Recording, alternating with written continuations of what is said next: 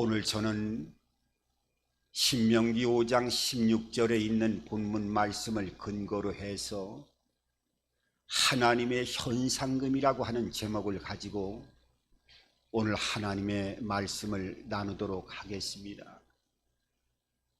우리가 일반적인 삶을 살아갈 때 현상금이라고 하면 어떤 중요한 사건을 해결하지 못할 때 그 중요한 사건을 해결하기 위해서 많은 현상금을 사람들에게 공개적으로 걸고 그 사건을 해결해 나가려고 하는 모습들을 보게 됩니다.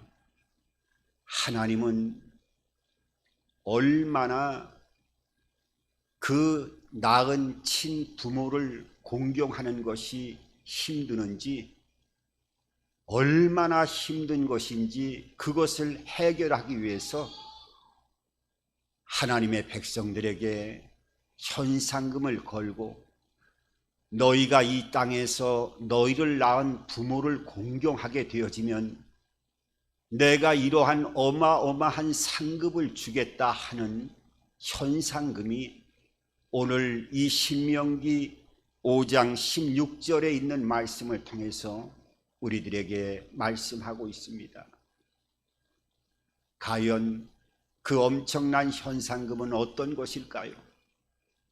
제가 예전에 그 중앙청 뒤에 있는 효자동이라고 하는 그 마을을 다녀간 적이 있었는데, 그때 그 효자동 입구에 그 효자동에 대한 내력이 적혀져 있는 글을 보면서 부모에 대한 이 공경에 대한 마음을 다시 한번 뒤돌아보고 되짚어 본 적이 있었습니다.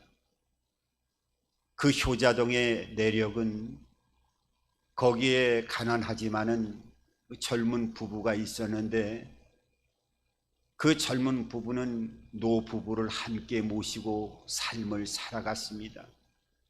하루는 그 아들이 나이 들은 아버지가 저녁에 잠을 잘 때 적적할까 싶어서 그 어린 아들을 그 아버지의 잠자리에 함께 잠을 자게 하면서 좀 이렇게 할아버지와 함께 이 손주를 데리고 이렇게 잠을 자게 되면 나름대로 적적함을 면하지 않을까 하는 그런 효도하는 마음으로 그 아들을 아버지의 방에 함께 잠을 자도록 했어요.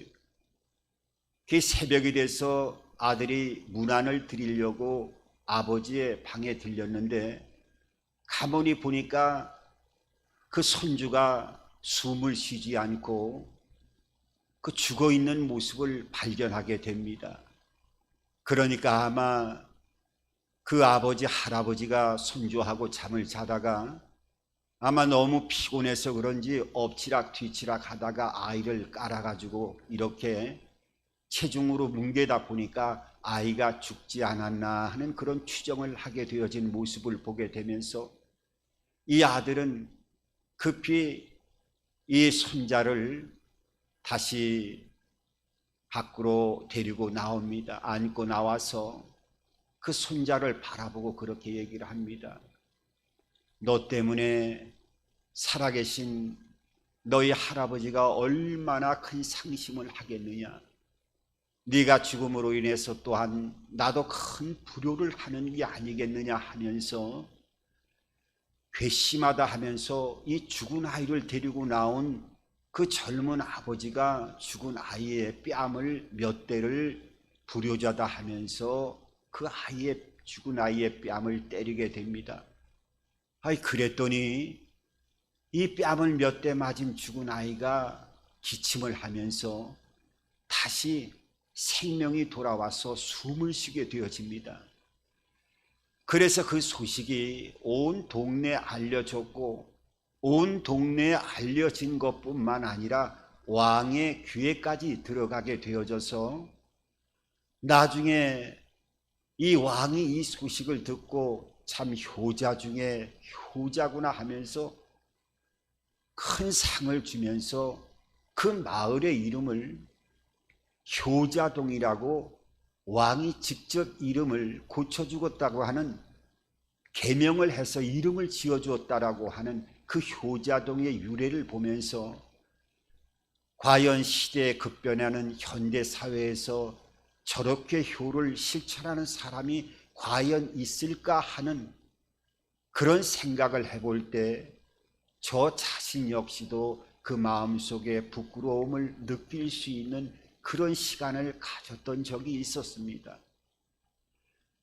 여러분, 효를 행한다고 하는 것, 그것도 다름이 아니라 나를 낳아주고 길러준 부모를 공경한다고 하는 것, 이것도 쉬운 것 같지만은 그렇지 않다라고 하는 것을 우리가 삶을 살아가면서 여러 정황을 통해서, 아니면 나의 모든 일생을 통해서 여러 가지 모습을, 부모와의 관계를 뒤돌아보면 어떨 때는 효를 직접적으로 행하지는 않았지만은 암묵적으로 부모와의 거리를 두고 마음에서 내팽겨치는 그런 자식의 부모와의 관계를 뒤돌아보면서 마음 한 곳 깊숙한 곳에 그 모습들을 스스로 발견할 때가 되어지면 어느 때여진가 세월이 너무나 흘러가게 되어진 시간이 참으로 아쉽게 부모는 이 세상에 생존하지 않는 모습을 발견하면서 참 많은 것들을 생각해 보게 되어집니다.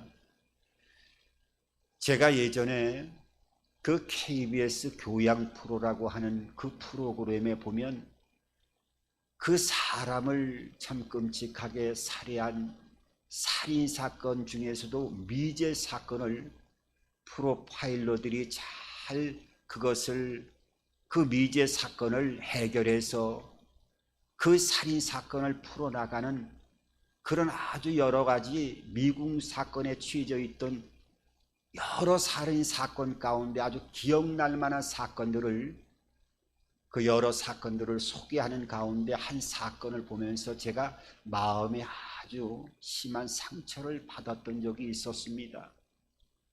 거기에 보면은 그 방송에 기재된 거는 몇 회가 되지 않습니다만은 거기에 그 살인사건의 제목이 어떤 사건이었느냐 하면 인천의 모자 살인 사건이었어요.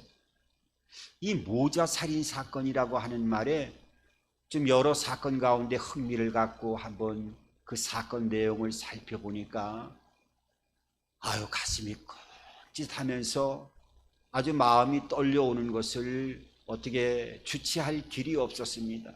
그 내용을 보면 그 돌아가신 어머니에게는 아들 둘이 있었어요. 그 아들 둘이 있었는데 재산도 좀 어머니가 가지고 계셨는데 큰 아들은 외국까지 가서 또 공부도 해서 그 연구원에 그 자격을 얻을 수 있을 정도로 국가적으로 인정을 받을 수 있는 이런 학력과 또 인품을 가지고 또 여러 정황을 통해서 많은 것들을 배울 수 있는 기회가 있었는데 그 막내 아들은 그렇지가 못했어요. 그런데 아들 둘이 있었는데 그 어머니와 큰 아들이 어느 날 실종이 되어지고 순식간에 사라진 거였어요. 그 경찰들이 의심을 하고 이 막내 아들을 의심을 하고 했는데 뭐 사건을 해결할 길이 없었지. 어떻게 막내 아들을 조사한다 할지라도 그 결정적인 단서가 나오지 않는 상태에서는 어떻게 자식이 부모를 죽이겠느냐, 이렇게 생각을 일방적으로 하지요. 그런데 거기에 보니까 나중에 이 막내 아들은 결혼을 할 때에도 그 결혼할 여자가 좀 인품이 좀 좋지가 않았던가 봐요. 결혼을 했는데 그 결혼 생활 자체가 하루 살다가 그 하루의 인생을 마감하는 것 같은 삶을 살아왔다고 주변 사람들이 나중에 여러 정황들을 이제 간증해 나가는 그런 모습들을 통해서 많은 사생활들이 밝혀졌는데 결국은 이 막내 아들이 그 어머니와 큰 형을 참 끔찍하게 살해하는 그런 사건이었지요. 그래서 그것을 자기가 범죄하지 않았다는 것을 형에게 돌리기 위해서 둘 다 살해한 이후에 어머니는 인천에서 식구들을 살해한 다음에 형하고 저쪽 강원도 정선에다가 어느 산풀 속에다가 그 암매장 비슷하게 어머니는 발견되어지는 게 좋다 하면서 입으로 둘러싸여 가지고 그냥 드러나게끔 거의 남들이 보면 지나가다 발견하는 형태로 그 모습이 버려졌고, 그 형은 발견되지 않아야 그 형이 범인 되어질 수 있도록 하기 위해서 형은 또 사체까지 훼손해서 아주 땅속 깊이 묻고 또 묻은 상태에서 자갈로 덮고 흙으로 덮어서 나중에 스스로 밝혀져서 자백해서 그 사체를 발견할 때 보면 그 살인자의 잔혹한 그 끔찍한 마음이 내면에 있었던 모든 과정들을 그 형의 사체를 묻는, 사체를 훼손하고 그 모든 과정을 통해서 그 내면의 살인자의 끔찍한 모습이 모든 과정을 통해서 나타날 정도로 참으로 참혹한 사건이었어요.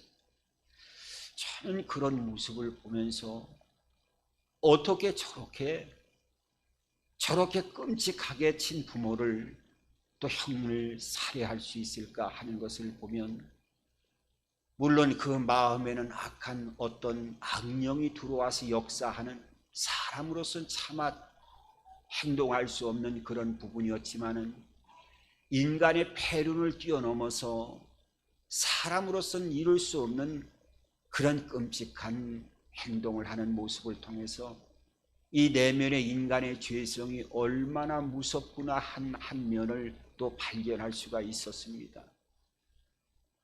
여러분, 이 효도라고 하는 한문의 효자를 보면 그 늙을 노자 밑에 아들 자자가 받들고 있습니다. 그러니까 어떻게 보면 늙은 노인을 자식이 업고 간다 하는 그런 모습이 한문의 이 효도할 효자가 되어지는 거예요. 그 자식이 늙은 부모를 업고 간다고 하는 것, 이것도 참 쉽지가 않지요. 저는 이제 답답할 때가 되면 뭐 가까이 있으니까 김포니까 또 수로에 나와서 저녁에 황혼 무렵이면 날아가는 철새들도 바라보면서 또 여러 자연의 그 일몰의 광경을 바라보면 마음이 얼마나 힐링이 될 때가 많은지 몰라요. 많은 새들도 바라보면서 또 새소리도 들으면서 마음의 감정을 여러 각도로 다스리면서 또 마음의 평안을 느낄 때도 많이 있는데, 어떨 때는 까마귀가 아주 까까 구울 때는 그 우리나라에서는 길조가 아니니까 좀 그렇게 생각하면서도 또 한편으로는 이 까마귀에 대해서 생각해보면 그렇지 않다고 하는 것을 느낄 때 또 여러 생각을 해볼 때가 있어요. 그 까마귀는 새들 가운데 아주 지능이 상당히 높은 새입니다.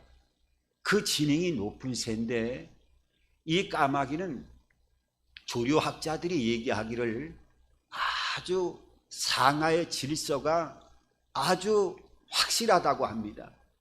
그 까마귀 떼가 날아가다가 나뭇가지에 앉을 때에는 다 같이 앉는 것이 아니라 한쪽에 앉게 되면 그 까마귀 안에서 날던 그 가족들 간에 그 새끼들은 절대로 부모가 앉는 가지 위에 앉는 법이 없고, 부모가 가지에 앉으면 그 밑에 반드시 가지 밑에 앉기 때문에 까마귀가 앉아 있는 형태를 보면 부모와 자식이 어떤 것인가 하는 것을 금방 구별할 수 있다는 거예요.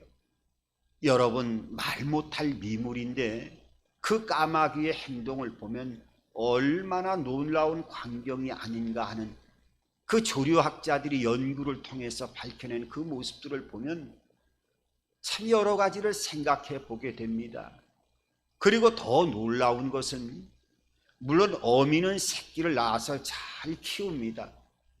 그리고 어느 때가 되어지면은 물론 새들도 둥지를 떠나서 각자의 또 삶을 이루어 나가기 위해서 다 떨어져 나가는데, 이 까마귀만큼은 어미가 새끼 때는 먹이를 물어주지만은 나중에 그 어미가 나이가 들어서 노쇠하게 되어질 때는 이 새끼가 떠나지 않고 어미에게 먹이를 먹여다 주면서 그 어미를 공양하는 새가 바로 까마귀라고 하는 이 새라고 하는 것을 알게 된 이후에는 저는 까마귀를 바라보는 그 각도가 다른 새들에 비해서 단순하게 아름다움을 외적인 것만을 놓고 판단하는 그런 새보다도 저렇게 참으로 귀한 새가 있구나, 색깔은 저렇게 시커멓지만은 저 마음이야말로 웬만한 사람보다도 더 낫지 않는가 하는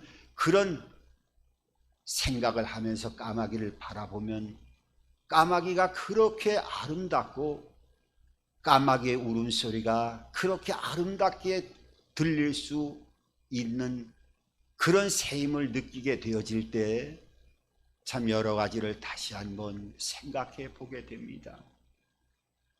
여러분, 하나님은 우리 인간을 만드신 이후에 하나님은 당연히 자식들이 자식을 낳고 자식의 자식을 낳으면 당연히 그 부모를 공경할 수 있을 거라고 사람들은 생각할지 모르겠지만은 인간이 죄성이 들어간 이후에는 그 자식을 부모를 공경한다고 하는 것이 얼마나 힘들다고 하는 것을 하나님이 너무나 잘 알고 있기 때문에 하나님이 오늘 내 부모를 공경하라, 그리하면 오늘 내가 사는 내 땅에서 내가 장수하게 될 것이고 내가 준 하나님의 복을 받을 것이라고 하는 것이 오늘 하나님의 현상급으로 상급으로 너희들에게 반드시 이것들을 하나님의 백성에게 허락하겠다고 하신 것이 오늘 이 신명기 5장 16절에 있는 말씀입니다. 여러분, 하나님이 눈에 보이지 않기 때문에 하나님의 백성들을 구별하시고 그 백성들을 양육하고 또 성별하시고 구별하시는 가운데 하나님이 그 광야에서 40여 년 동안을 이스라엘 백성들을 훈련시키면서 약속의 땅 가나안 땅으로 들어가시기 전에 애굽 땅에서 430년 동안 종살이하던 이스라엘 백성들을 출애굽시켜 가지고 이제 가나안 땅으로 들어가기 전에 광야에 들어와서 하나님의 백성으로서의 수업을 받기 시작하면서 훈련을 시키기 시작합니다. 그때 하나님께서는 이스라엘 백성들에게 하나님의 법을 주십니다. 그러니까 하나님이 눈에 보이지 않으니까 내가 보이지 않지만은 내가 이 말씀을 줄 터이니까 이 말씀을 볼 때마다 나를 보는 것 같이 생각하고 나와 똑같이 생각하고 이 말씀을 볼 때 하나님을 보는 것 같이 그 말씀을 따라 순종하는 삶을 살아가야 된다 하면서 하나님의 법, 이거를 율법이라고 하는데 이 율법은 한문 그대로 하나님이 정해주신 법이에요. 그 율법을 몇 가지로 정해줬냐 하면 613개의 하나님이 정해주는 율법을 주셨어요. 물론 이 율법은 하나님이 정해주신 법이니까 포괄적으로 넓은 광의적인 의미로 생각한다고 하면 이 구약 전체의 말씀이 될 수도 있지만은 일단 명문화되어지는 613개의 하나님의 법, 이 율법을 주었는데 이 613개의 하나님의 법 가운데 248개는 무엇을 하라 하는 법의 말씀을 주셨고 365개는 어떻게 해요? 무엇을 하지 말라 하는 법. 그래서 하라라고 하는 248개의 말씀과 하지 말라라고 하는 365개의 말씀 합쳐서 613개의 말씀을 주셨어요. 그러면은 사람의 인체의 뼈마디를 보면은 248개가 되어진다는 거예요. 그러니까 이 율법의 613개는 248개의 하라라고 하는 계명을 주신 것처럼 우리의 인체의 사람의 뼈마디가 248개가 되기 때문에 사람의 가장 뼈대가 되어지는 뼈마디들이 완전히 힘을 합하여 365일, 그러니까 매일 하루하루를 613개의 율법을 반드시 온몸의 뼈마디를 합쳐하여 매일매일 하나님의 법을 지켜야 된다라고 하는 그 계명을 우리에게 주셨다는 거예요. 그런데 613개는 좀 많으니까 그 613개를 그 액기스로 가장 강력하게 짜가지고 그 613개가 그냥 액기스로 짜서 가장 중요한 613개를 10개로 줄였는데 그 10개로 줄인 것이 바로 우리가 알고 있는 10계명의 말씀이에요. 이 10계명은 뭐예요? 우리가 그냥 흔쾌 생각할 수도 있고 지나갈 수도 있지요. 1계명서부터 4계명까지는 하나님과의 관계가 되는 계명이고 5절부터 10절까지는 수평적인 사람과의 관계에서 나오는 법이지요. 그러니까 1계명은 다른 신을 두지 말라, 2계명은 우상을 만들지 말라, 3계명은 내 이름을 망명되어 일컫지 말라, 4계명은 안식일을 기억하여 잘 지키라. 하나님과의 4가지 계명을 말씀하고 있고 사람과의 계명에서는 놀라운 첫 번째 계명이 내 부모를 공경하라는 거예요. 그리고 나서 간음하지 말라, 살인하지 말라, 내 이웃 것을 탐하지 말라. 그 뒤에 우리가 사람 편으로 볼 때는 살인하지 말라, 사람과의 관계에서는 살인하지 말라가 더 큰 계명일 것 같은데 그 계명은 뒤로 하고 하나님이 사람과의 관계에서 시작되어지는 제일 첫 번째 계명이 살인하지 말라라고 하는 사람이 가장 두려워하는 계명보다도 제일 먼저 내 부모를 공경하라, 내 부모를 공경하라 말씀하고 있어요. 얼마나 힘이 들면 사람과의 첫 번째 계명에서 부모를 공경하라는 거예요. 그러니까 우리의 손가락이 총 10개입니다. 248개의 뼈마디를 통해서 365일 매일매일 613개의 하나님의 법을 지켜나가는 것처럼 우리가 매일 눈을 뜨고 세수를 하고 만지면서 10손가락을 바라보면서 이 10손가락을 바라볼 때마다 하나님의 10계명을 생각하면서 하나님의 법을 지켜나가라는 거예요.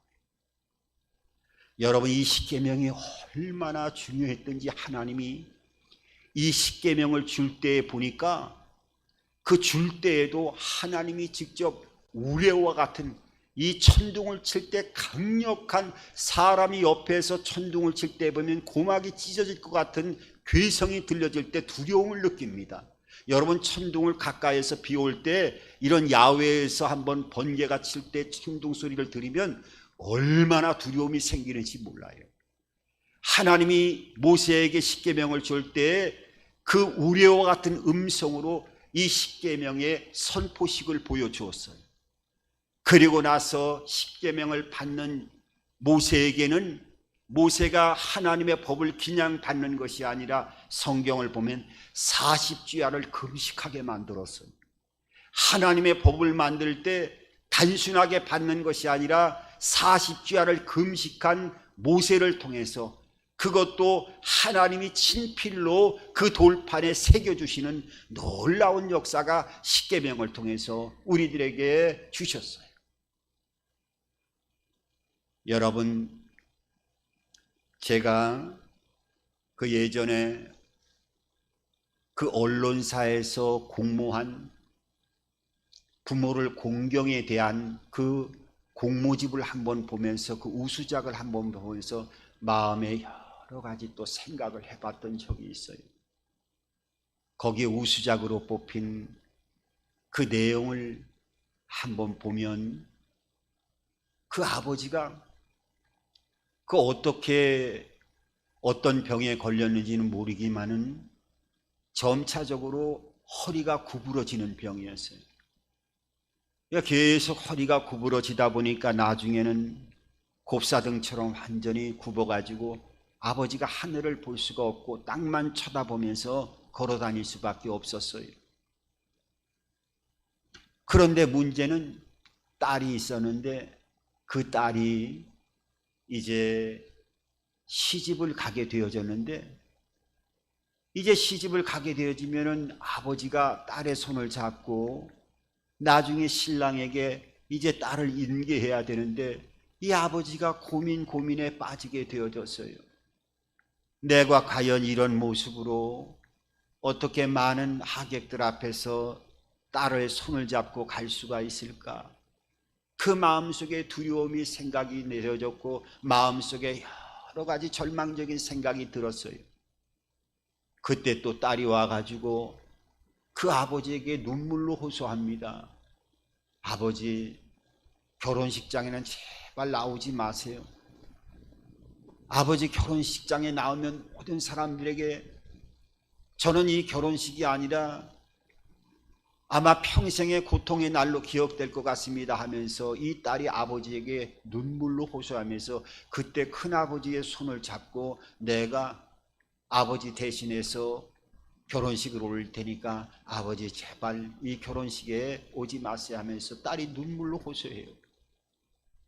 이 아버지도 눈물을 흘리면서 잠을 이루지 못했고, 그래서 결혼식을 보내고 나중에 이 결혼식이 이제 지나가게 되어졌지요.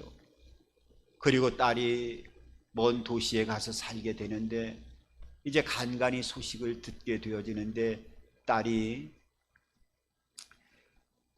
이제 자녀를 낳았다라고 하는 이런 얘기를 들으면서 소식을 듣게 되어지면서 그 입맛이 떨어지고 여러 가지 어려움을 겪는다라고 하는 소식을 멀찌감치 듣고 들어서 이 아버지는 듣게 되어지고, 그때 아버지는 생각합니다.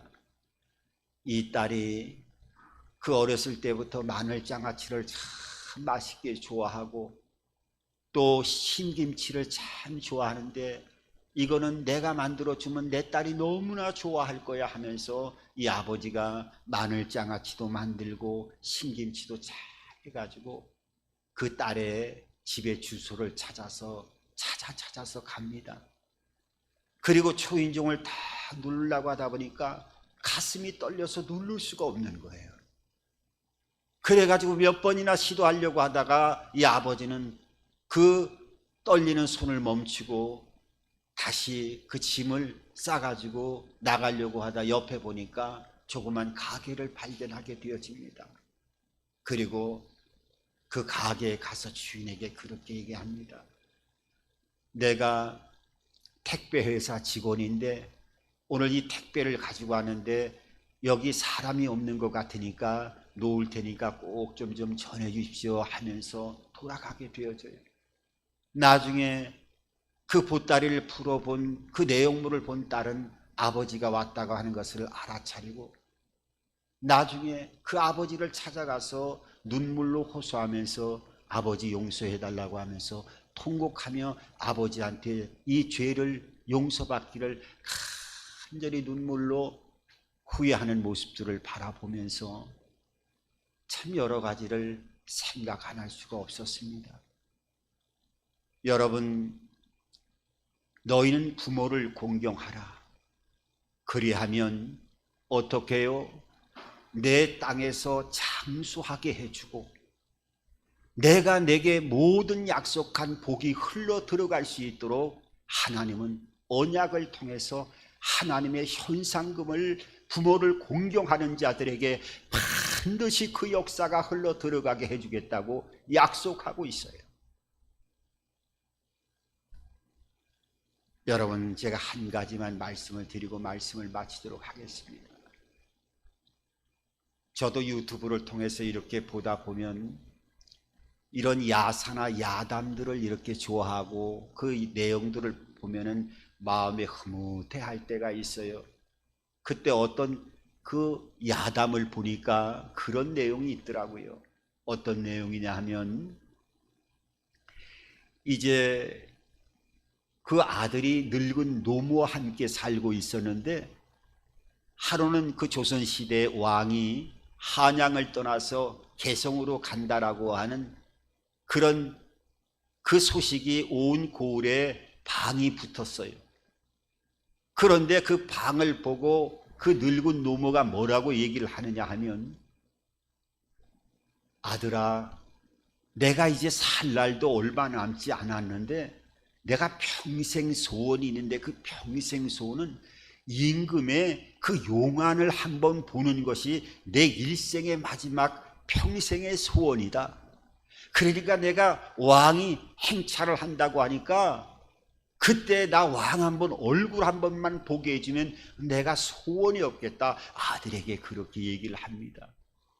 그때 아들이 알았습니다 하면서 그 왕이 지나가는 길목까지 오려고 하면 50리길을 와야 되는데 그 50리길을 그 아들이 노모를 모시고 왕이 지나가는 길에 멀찌감치 보면서 왕도 그 어머니를 업고 있는 그 자식을 보면서 나중에 개성까지 갔다 한양으로 돌아와서 나중에 그렇게 수행했던 사람들에게 얘기합니다.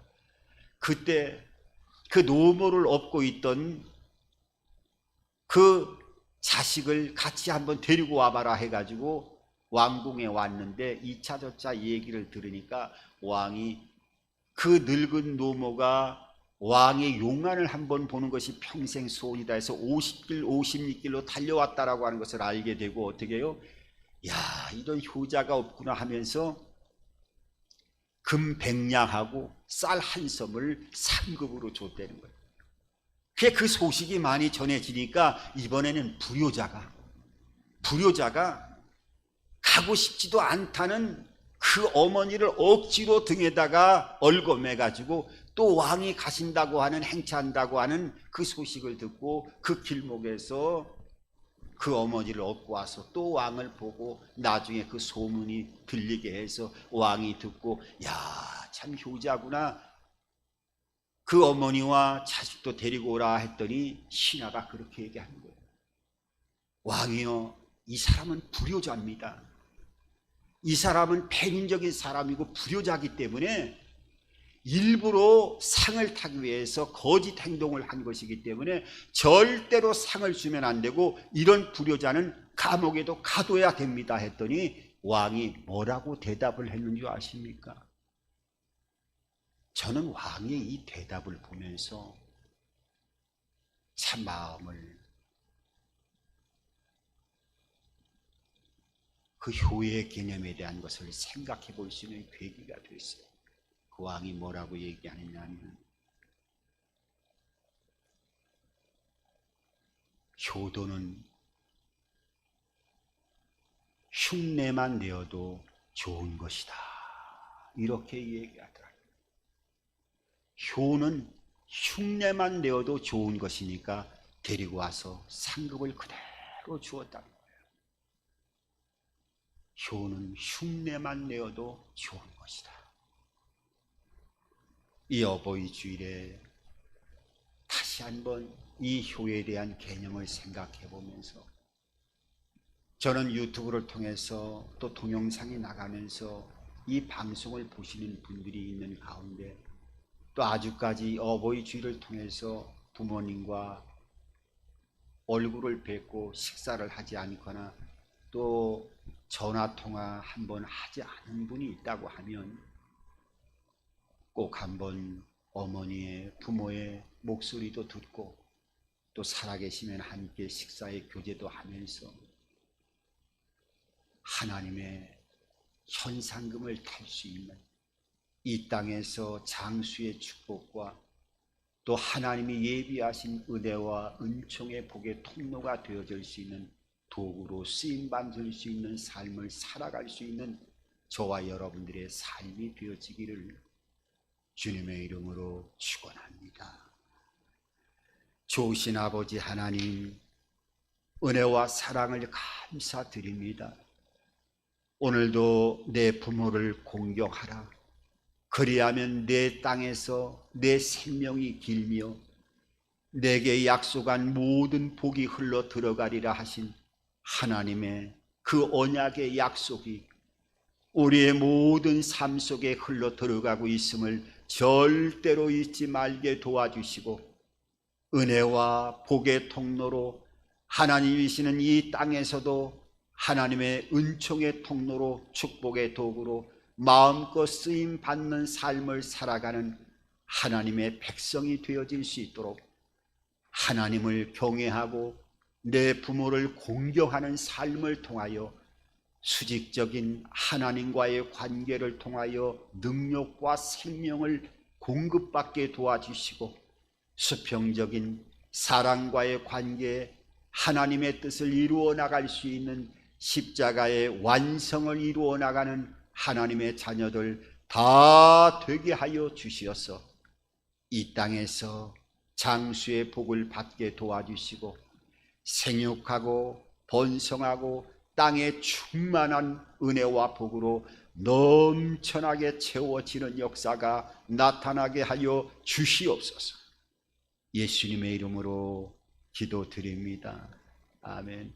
오늘 이 시간에 그대로 고개를 숙이시고, 또 가슴에 문제가 있으신 분은 가슴에 손을 얹으시고, 육신의 질곡 가운데 신음하고 있는 분이 있으면 또 아픈 부위에 손을 얹으시기 바랍니다. 좋으신 아버지 하나님, 오늘도 하나님의 성령의 도구로 우리 모두를 사용하여 주옵시고, 영안을 열게 하시고 영의 귀를 열게 하여 주시어서 성령의 교통가심과 은혜 베풀어 주시는 하나님의 손길을 체험할 수 있도록 인도하시고 역사하여 주심을 감사합니다. 영육 간의 복의 통로로 생명의 일꾼으로 쓰임받는 우리 하나님 자녀들 한 사람 한 사람 다 될 수 있도록 인도하시고 은혜를 더하여 주옵소서. 그래야 하기 위해서는 우리 육신의 강건함도 함께 해야 될 줄 믿사오니, 오늘 우리의 육신을 갉아먹는 질고로 인하여 신음하고 있는 하나님의 자녀들이 있습니까? 오늘 이 시간에 예수의 언약의 생명의 뜨거운 보혈이 머리에서 발끝까지 흘러 들어가게 도와주시어서 모든 육신을 괴롭히는 질고는 치료받게 도와주시고, 모든 병만은 떠나가게 도와주옵시고, 질병은 다 떠나가는 역사가 나타나게 하여 주시옵소서. 이 시간에 모든 육체의 질병은 치료받게 도와주시고, 심장병, 위장병, 당뇨병, 심근경색, 또 각종 부인병, 호흡기의 모든 질병들, 이 시간에 각종 암덩어리는 떠나갈지어다. 뼈마디의 모든 질병이 떠나가게 도와주시고, 각종 피부병도 떠나가게 도와주시고, 머리에서 발끝까지 모든 질병은 떠나가라, 떠나가라, 떠나가라, 떠나가라. 하나님 역사하여 주시옵소서. 은혜를 더하여 주시고 우리의 마음의 병도 다 떠나가게 도와주옵소서. 우울증도 떠나가게 하시고 불면증도 떠나가게 도와주시고, 눌려있는 모든 마음의 병이 오늘 예수의 이름으로 떠나가라, 예수의 이름으로 떠나가라. 하나님 역사하여 주시옵소서. 은혜를 베풀어 주옵소서. 우리의 모든 자녀들 가정생활 건강 모든 영역에 형통의 문이 열려지게 도와주시고, 시온의 대로가 열려지게 도와주시고, 소망하고 꿈꾸는 모든 것들이 응답되게 하여 주시옵소서. 예수의 이름으로 닫혀져 있는 모든 문들이 열려질지어다. 하나님 역사하여 주시옵소서. 은혜를 베풀어 주옵소서. 예수님의 이름으로 기도드립니다. 아멘.